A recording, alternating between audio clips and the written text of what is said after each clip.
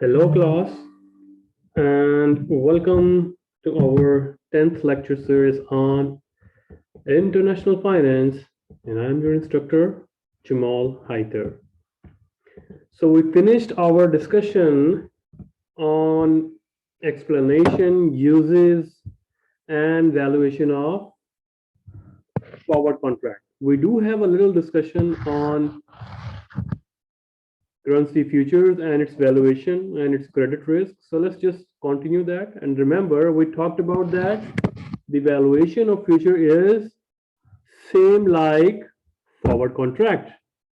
Okay, so let's just deep dive and connect our dots from the last lecture. That is, the pricing of currency future is same like forward contract.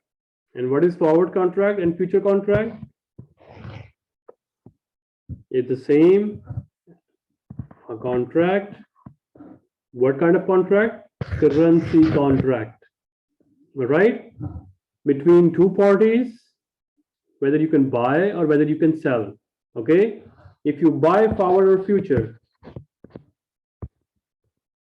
buy forward and future. The other party would be seller of forward or future. All right? If you sell forward or future, the other party would be buyer. Okay. So there's going to be a time period T, and there are going to be three rates. The rate at the beginning at point 0, which is called spot rate. And at the time of T, there's going to be a rate we call this expected spot rate, which would be the spot rate in the market at time T. And they're going to be forward or future rate between you guys. If you ended up having contract as a future or forward, remember this is a contract. Contract means obligation. Both parties must honor the contract. Okay, and then we talk about that. Okay, what kind of uses of this one? We talked about that we can hedge, right? Uses for hedge, uses for speculation, just like that. Non-deliverable forward contract. Similarly, we have non-deliverable future contracts as well. So the difference between forward and future is just valuation is the same, but the future is more standardized and are traded on exchange. In America, these are traded on CME, which is Chicago Mercantile Exchange, while forwards are more customized and according to customer needs. If customer requires 267,552 this is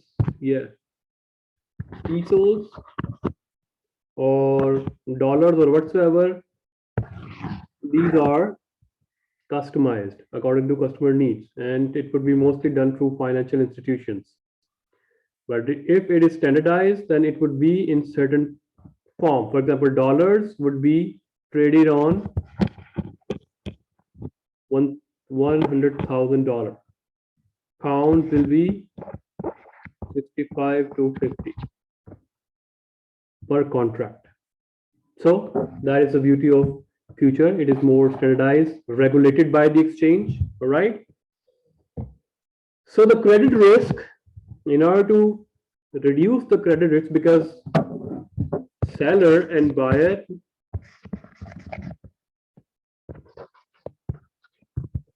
they don't know each other. They are not even physically met. And inside there is exchange, CME, which is Chicago Mercantile Exchange. So buyer know CME and seller also know CME. The both places some certain kind of margin with the CME, so that if anyone is not honoring the contract, the CME can hold their margins and release the payment.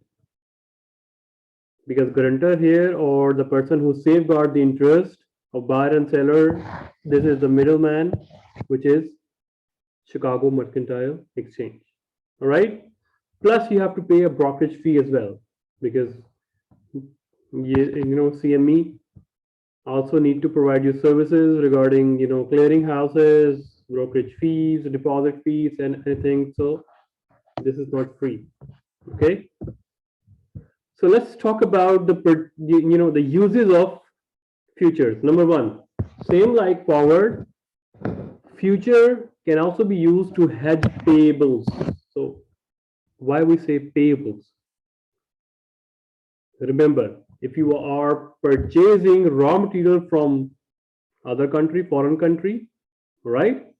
Then you are worried that the foreign country's currency may go up and you have to pay larger amount in your home currency.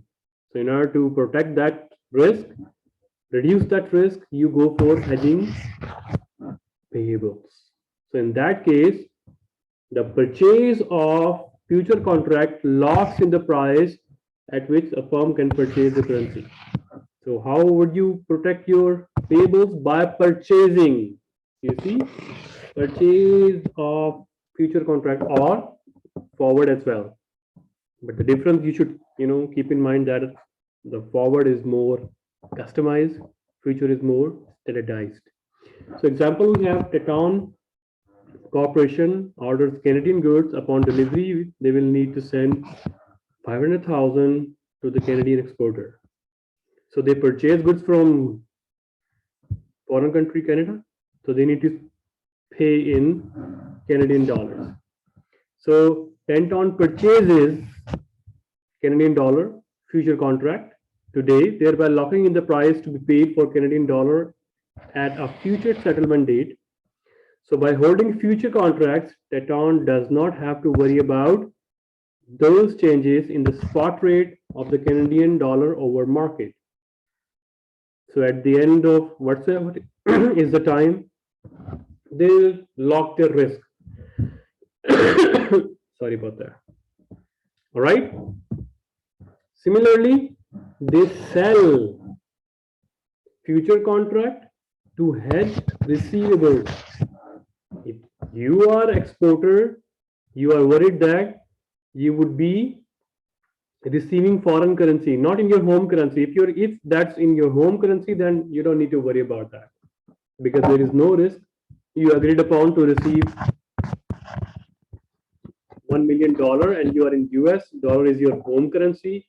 So no worry about that. But if you are in US and the importer or that person who is paying you, he said, no, I will pay you in my home currency, not in your country's currency.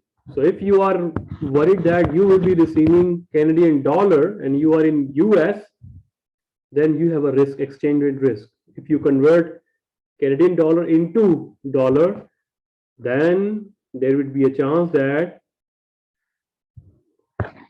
the Canadian dollar may depreciate and you ended up receiving less home currency.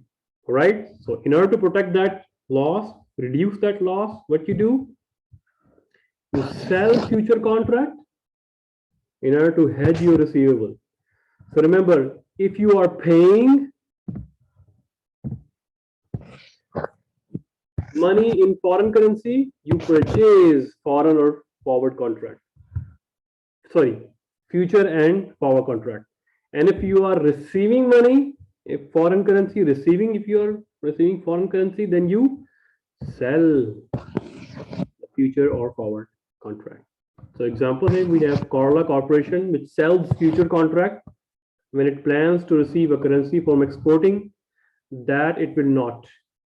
If Carla expects that the foreign currency to depreciate, when they receive the currency go down, so that is the biggest risk.